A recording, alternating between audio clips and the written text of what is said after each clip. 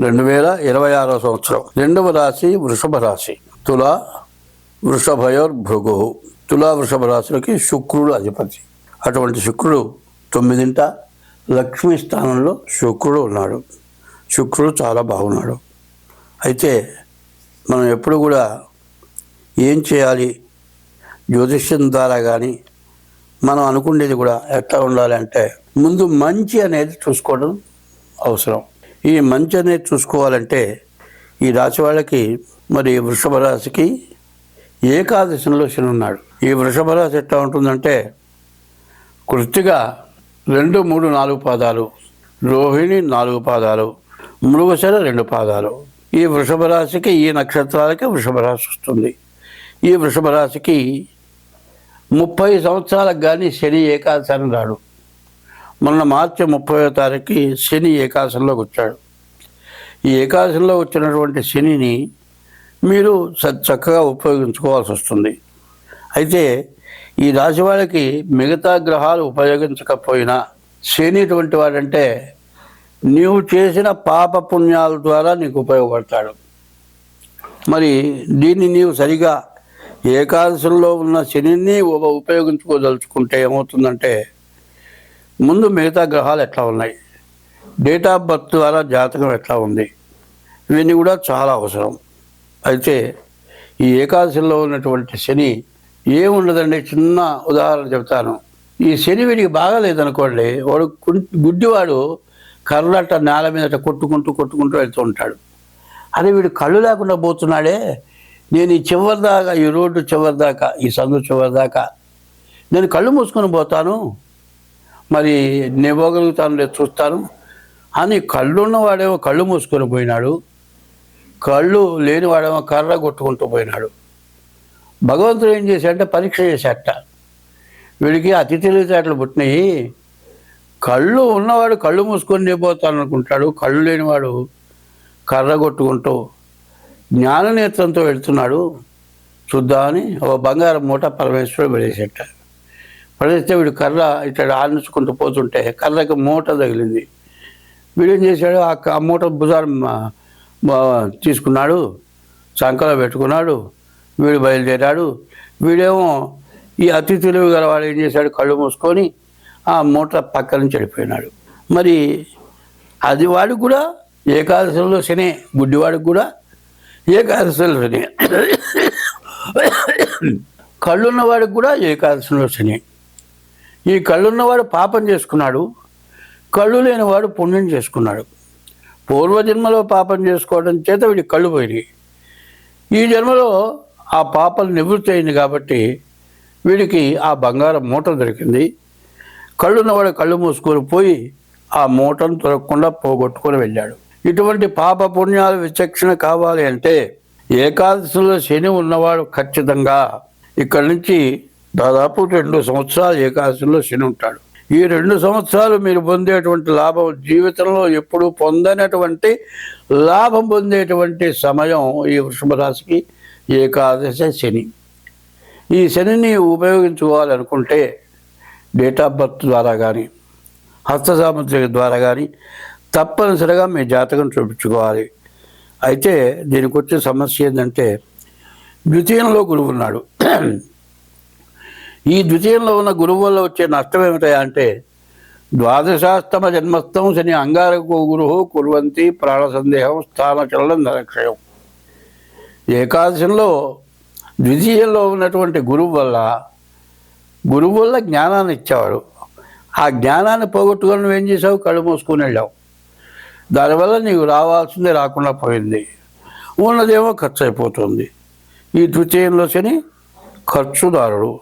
అయితే ఒక రకంగా ధనాధిపతి అంటాడు. ఎంత ధనాధిపతి అయినా కొంత దండగా మరి ఖర్చులు నువ్వు పెట్టుకోవడం జరుగుతుంది. దాదాపుగా ఈ రాశికి చెప్పాలి అంటే శని, గురువు, శుక్రుడు ఈ 3 గ్రహాలే బాగున్నాయి. శుక్రుడు వల్ల వివాహం కాని వాళ్ళకి వివాహం అవటం, శుక్రుడు వల్ల ఇల్లు కట్టుకోవాల్సిన వాళ్ళు ఇల్లు కట్టుకుంటానికి, తర్వాత బిల్డర్స్కి బాగుంది. ఇంటికి సంబంధించినటువంటి మెటీరియల్, మరి ఇనుము, ఇసుక, సిమెంటు, ఇటుక, లేకపోతే కలప, ఇటువంటివన్నీ కూడా ఇంటికి సంబంధించినటువంటి వ్యాపారం చేసేవాళ్ళకి బాగుంది. మరి పొలాలు కానీ, స్థలాలు కానీ, అపార్ట్మెంట్లు కానీ, ఇల్లు కానీ కొనేవాళ్ళకి, కొనిపెట్టే వాళ్ళకి, అమ్మేవాళ్ళకి, కొనుక్కునే వాళ్ళకి కూడా అన్ని విధాలా బాగుంది. అయితే వ్యాపార రీత్యా చూద్దామంటే మరి వ్యాపారం మాత్రం సక్రమంగా లేదు. వ్యాపారస్తుల పరిస్థితి పూర్తిగా కష్టదాయకంగా ఉంది. అందులో కిరాణా వ్యాపారం చేసేవాళ్ళు చాలా జాగ్రత్తగా ఉండాలి. ఎందుకంటే బాగుండనప్పుడు అందులో ఈసారి వర్షాలు ఎక్కువ పడటం చేత ధాన్యాలు లాంటివి కొనుక్కుంటే వెంటనే పురుగు పట్టే లక్షణాలు కూడా ఉంటాయి. అందువల్ల ఉన్నవి జాగ్రత్తగా అమ్ముకోవటమే కాకుండా కొత్తవి కొనుక్కోవటం చాలా ఇబ్బందికరం. ఎందుకంటే ఈ చలికాలం వెళ్ళే లోపల మరి పూర్తిగా వస్తువులు చెడిపోయే లక్షణాలు ఉన్నాయి. కాబట్టి మరి కిరాణా వ్యాపారులకి చాలా ఇబ్బందికరంగా కనబడుతుంది. అయితే ఐరన్ సంబంధించినవి మోటార్లు కానీ, మరి కార్లు కానీ, బస్సులు కానీ, రైళ్ళు కానీ, విమానాలు కానీ, మోటార్ ఫీల్డ్ కానీ, ఇనుము సంబంధించిన మోటార్ రిపేరర్స్ కానీ, రాడ్ బెండర్స్ కావచ్చు, మెకానికల్స్ కావచ్చు, ఈ మోటార్ సంబంధించినటువంటి వాళ్ళకందరికీ కూడా పూర్తిగా బాగా ఉంది. అయితే శుక్రుడు బాగుండటం చేత ఆడవాళ్ళకి సంబంధించిన మెటీరియల్స్, గాజులు కావచ్చు, బంగారు వస్తువులు కావచ్చు, ఫ్యాన్సీ ఐటమ్స్ కావచ్చు, ఈ ఫ్యాన్సీ ఐటమ్స్లో కూడా రకరకాలు ఉంటాయి. ఆడవాళ్ళకి ఉపయోగపడేవి ఏవి ఉంటాయో అంత వివరం చెప్పడం నాకు కుదరదు. ఆడవాళ్ళకి సంబంధించేవి ఏవైతే వ్యాపారం చేస్తారో వాళ్ళందరికీ కూడా పూర్తిగా బాగా ఉంది. కానీ అర్ధాష్టమ కేతువు, మరి ద్వితీయ గురువు, మరి 9 రవి, బుధుడు, కుజుడు, వీళ్ళ వల్ల దాదాపుగా చెప్పాలి అంటే 4 గ్రహాలు పూర్తిగా బాగాలేవు, 4 గ్రహాలు బాగున్నాయి. కాబట్టి ఏకాదశి రాశిలో శని ఉన్నటువంటి వాళ్ళు ఏం చేయాలి అంటే ముందుగా తప్పనిసరిగా డేట్ ఆఫ్ బర్త్ ద్వారా జాతకం చూపించుకోవడం చాలా అవసరం. ఈ జాతకం ఎట్లా ఉంటుంది అంటే ఈ జన్మలో కానీ, పోయిన జన్మలో కానీ తెలిసి కానీ తెలియక కానీ చేసినటువంటి పాపం చేత వచ్చే లాభాన్ని పూర్తిగా కోల్పోయే లక్షణాలు బాగా ఎక్కువగా కనబడుతున్నాయి. ఇది మాత్రం బాగా గుర్తుపెట్టుకోవాలి. దానికి తగిన పరిస్థితుల్లో ఉండాలి. ఎప్పుడు కూడా పాపం పోవాలి అంటే ఇప్పుడు మాత్రం పాపమైన పనుల జోలికి పోకూడదు, పాపం చేసేవాళ్ళ జోలికి పోకూడదు. పాపం పోవాలంటే దైవం వల్లనే పాపం పోతుంది. దైవ భక్తి కలిగి ఉండాలి, దైవాన్ని పూజించాలి. ఈ రాశి వాళ్ళు ప్రత్యేకించి నేను చెప్పబోయేది ఏంటంటే ఈ వృషభ రాశి వాళ్ళు ప్రతిరోజు కూడా ఈశ్వరార్చన చేయడం చాలా అవసరం. మారేడు దళాలతో ఈశ్వరుని పూజించడం ఇంకా ఇంతకంటే అవసరం. తర్వాత ఆవుకి ఆహారం పెట్టడం అవసరం. మరి ఇవన్నీ చేయడం చాలా అవసరం. తెలిసి తెలియక చేసే పాపాలు కొన్ని ఉంటాయి. ఆ పాపాల వల్ల చాలా ఇబ్బందులు కలుగుతాయి. ఏమీ లేదంటే ఆవు వస్తుంది, వాకిట్లోకి వస్తుంది, వాకిట్లో నుంచొని అది అరుస్తుంది. అరిపోయిందంటే అంబా అని అరుస్తుంది. అంబా అంటే అమ్మవారు, దుర్గా, కాళీ, పార్వతి. మరి ఈ దశావతారాల్లో అమ్మవారు ఏ అవతారం అయినా కూడా ఆ అమ్మవారు భూరూపంలో ఉంటుంది. కాబట్టి అంబా నడుస్తుంది. అటువంటి అంబా నడవటానికి వాకిట్లో కూర్చున్నటువంటి ఆవుని నేను చూస్తున్నాను.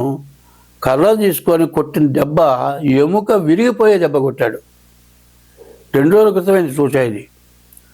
మరి వాకిట్లోకి వచ్చి లక్ష్మీదేవి నీ వాకిట్లోకి వచ్చింది, ఆమెకి ఏదైనా పెట్టకుండా తోలటం మంచిది కాదు. కనీసం నీ ఇంట్లో 2 కూరగాయలు పెట్టు, తప్పు లేదు.